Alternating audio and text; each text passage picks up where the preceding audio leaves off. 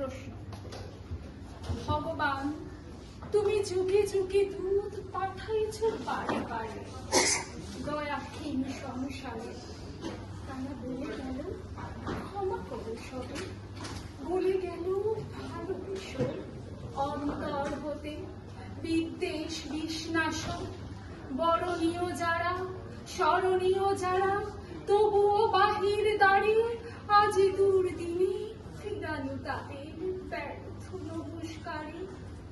আমি যে দেখেছি গোপন হিংসা, গোপন রাত্রি ছায় ফেলেছে নিঃসহায়।